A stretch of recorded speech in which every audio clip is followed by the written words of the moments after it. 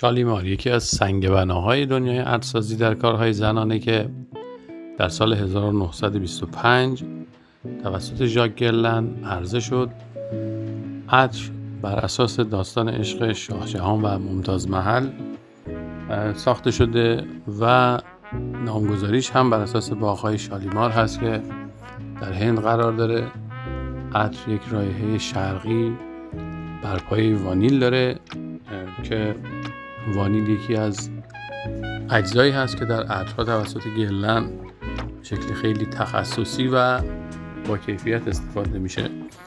شالیمار رو میشه یک عطر پیچیده بر پایه اجزایی مثل وانیل، صندل، دانه تونکا، زنبق و اجزای زیاد دیگه دونستش که در انتها به ما یک رایحه چفت و خیلی مهندسی شده میده.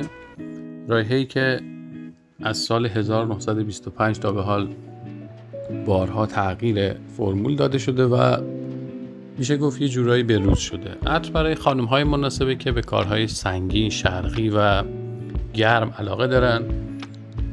عطر یک مقدار برای خانم‌های جوان مناسب نیست و میتونه یک گزینه خیلی مناسب برای مادران باشه. در روزهای گرم سال ممکنه یک مقدار براتون آزاردهنده باشه، ولی در بقیه روزهای سال به خوبی میتونید از این عطر استفاده کنید.